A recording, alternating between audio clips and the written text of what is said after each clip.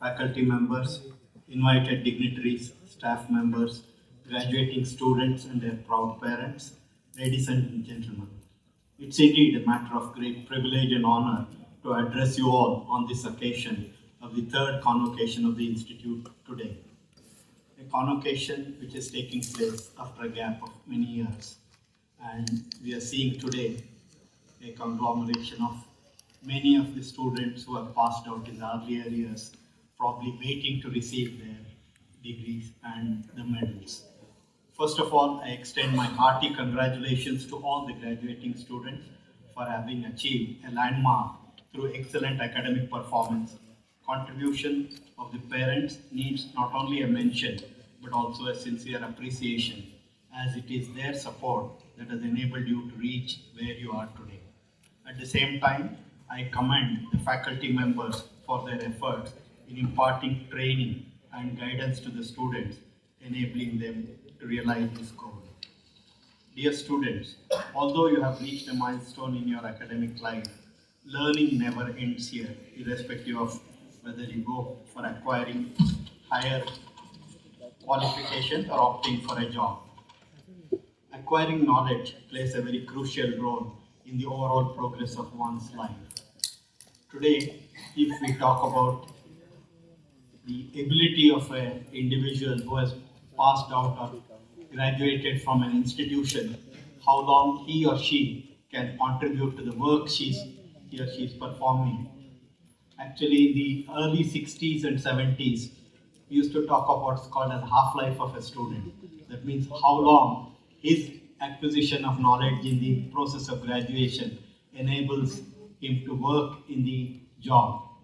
It used to be in the range of 20 to 30 years. Gradually, it started decreasing as time progressed, both because of the rapid changes in development of technology and knowledge, and it started decreasing. Today, we talk of probably maybe a year and a half to 2 years. That means the knowledge you have acquired by the time you graduate is not going to serve you for long. Things are changing at such a rapid pace. The only way to deal with that would be to keep your habit of learning, relearning, and unlearning. And this is an essential component of today's work and as well as life. Knowledge gives us strength to find success in all walks of life. Literature, philosophy, history are great sources of knowledge as they enrich us with the realization of our understanding. But rapid achievements in science and technology application has been transforming economies and societies. In other words, technology has been a driver of economic growth and has been transforming societies. Emerging technologies offer opportunities to address challenges, create new information sources, networks, communities, and social interaction. There are numerous examples of technologies being utilized for social good and to address key social and individual needs from which we may draw inspiration. Actually, we are all quite familiar how science and technology is providing us tools to live a better life on this planet Earth. And at the same time, the manner in which these developments of science and technology is being utilized is also a matter of concern, because today we are seeing in the process of rapid developments that are happening and in the process of bringing in these changes, many times we are actually ignoring the impact of these developments, and management has become succeed at any cost. I would like to just give a couple of examples of how these changes have produced very significant impact on the life. Way back in the late 70s, when we had gone to Russia for one of our launch exercises, we were taken to a place in Volgograd, where they had built a huge dam across the Volga River. And immediately after the construction of that dam, one of the very important export items of Russia, caviar, the fish egg, that had fallen down drastically. So they were trying to find out what happened. So probably many of you are familiar that Solomon fish swims thousands of miles in the upstream from oceans and then lays its eggs in freshwater location. When this dam was constructed, actually their path was blocked and they were not able to go to the freshwater locations. So what the fishermen started doing, they started catching the fish downstream and leave it upstream. And the government decided to build a fish lift in the dam. So when we were shown the dam, the hydroelectric power plant and all that, we were also shown that fish lift where they used to capture the fish downstream, take a picture of how many fish are crossing, leave it on the other side. So one of the natural processes which was having economic impact in Russia got affected when they wanted to build the hydroelectric power. Similarly, if you look at, for example, in the New York City, when huge number of multi-story buildings or high skyscrapers were built, the birds which were migrating from Canada were getting affected and a lot of them were getting killed because they were striking the buildings because of the light that was there. So the people there decided in specific time and period to shut down all the lights and allow the birds to move without getting distracted. And very recently, I came across a book where one of the traditional knowledge which exists in this country, how it actually pays attention to the development and making use of resources only to the extent we require. It's a case of one of the professors who was in a management training program in Mysore. In fact, that's also a very interesting story. A set of graduates from Mysore Medical College, when they came out of their graduation, they decided to start an institution for actually training the tribals and providing healthcare and benefits to the tribals of that region. And this person, who is also a professor in management, while interacting with one of the tribal father and son in the forest, the son and the father are going together. Now, son climbs a tree, he carries a sickle and he has a blanket.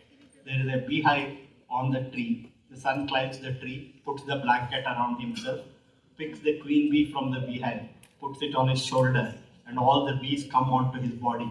And then he chops off 3/4 of the beehive, which is collected by the father on the ground on another blanket. Then the son puts back the queen bee onto the hive, and all the bees go back there. Then he gets down. Now the professor asks the father, see, we all teach in our institutions, you should maximize your results. Whatever you get, you should make the best use of it. Here I am seeing you making only chopping off 3/4 of the beehive and leaving the rest back to them. Now what the father told the professor is worth noting. Father told him, as it is, we are actually eating into the fruits of these bees. What we need is only for our medicinal value, and we need to take just what we want, not the entire thing. So management and managing and development with paying attention to sustainability is also a big lesson, and the tribal culture there actually maintains that. In our own land, if you see, where sustainability and Vasudhaiva Kutumbakam and paying attention to all aspects of life has been heritage, we need to remember. But otherwise, you are seeing today when science and technology, with each new innovation, we bring in a new capability, and there are people who want to make the best use of that capability, and in the short run, it also produces many disastrous events. Today, we are all familiar with the impact of climate change, the fertilizer excessive use, and how the soil is getting affected, or even the way the plastics are causing enormous impact. So one of the key things that we need to remember is science and technology is going to grow continuously in a direction where newer and newer things are going to be found and brought in. But then in utilizing this, we also need to make sure that we allow life to remain and sustain on the planet Earth. And this is the true message which had gone from this land for many, many centuries or many even millennia. And today particularly, when we are remembering how the progress of the country is happening in various fields, we need to remember this wisdom of this land.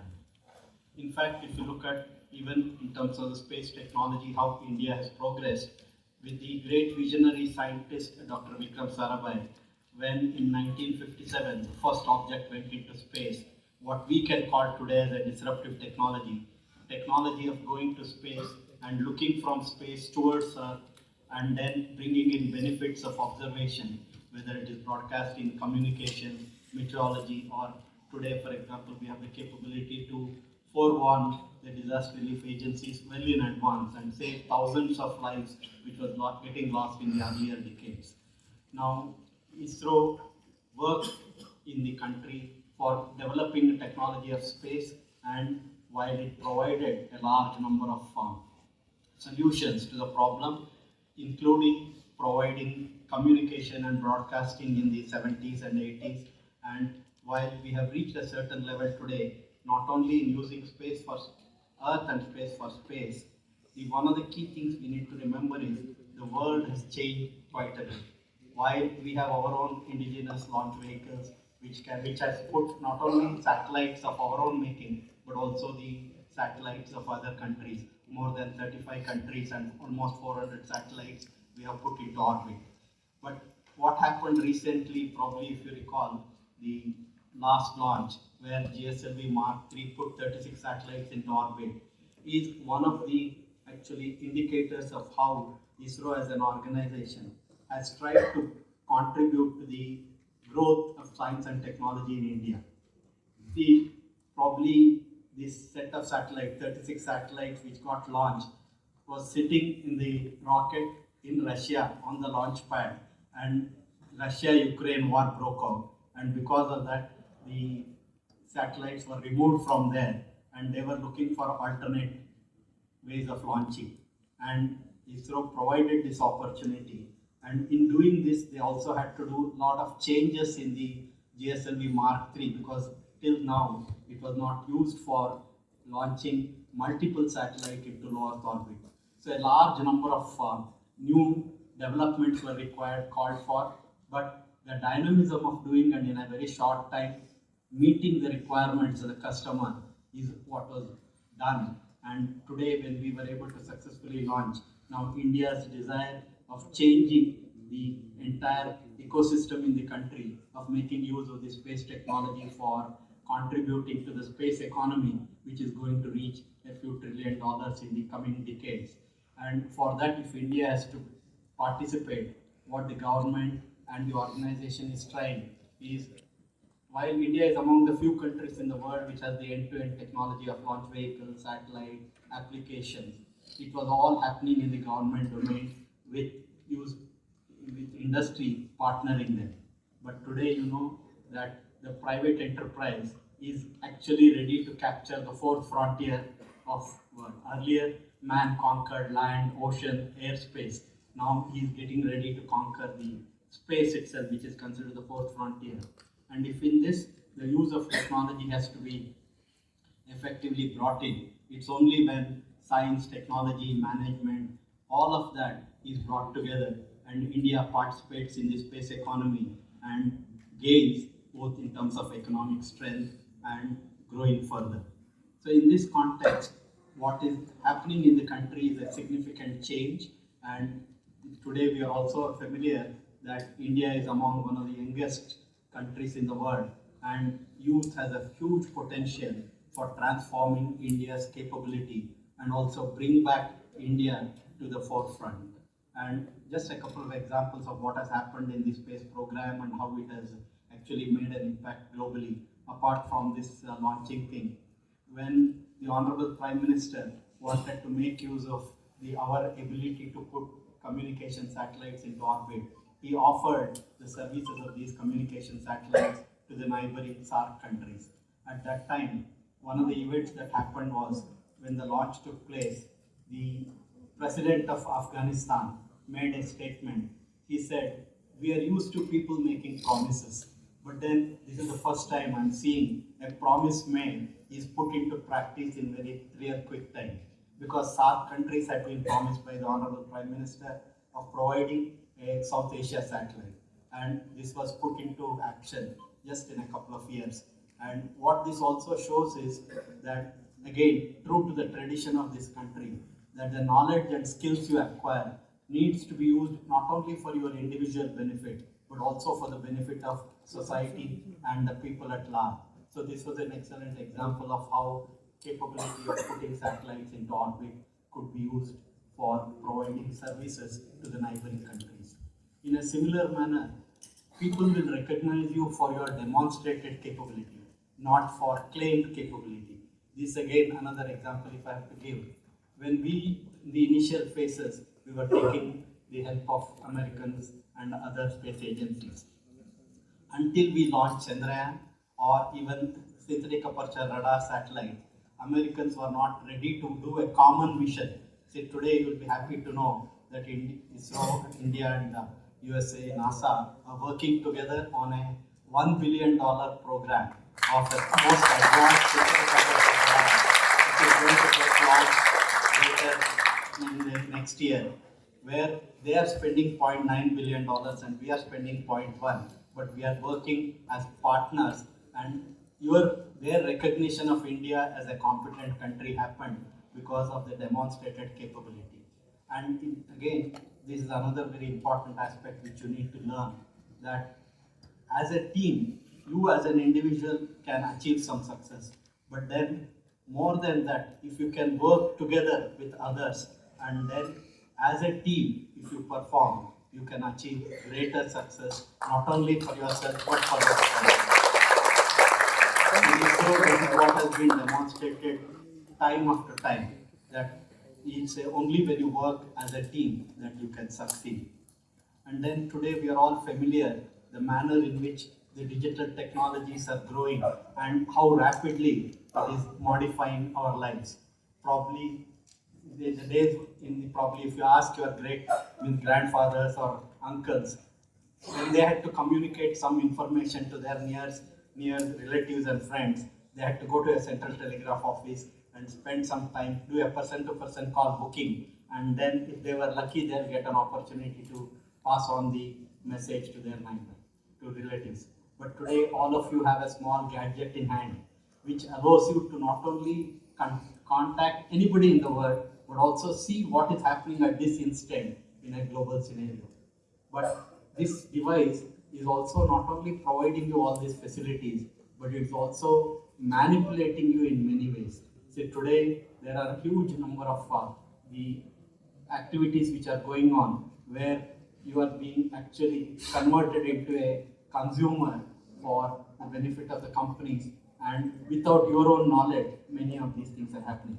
I would like to just remind you, bring you to your notice, there is a book written by Nandan Nilekani and Tanuj Bhojwani. It's called Art of Bitfulness. Art of Bitfulness, it tries to showcase to you how you can take advantage of the technology and not allow the technology to manipulate you.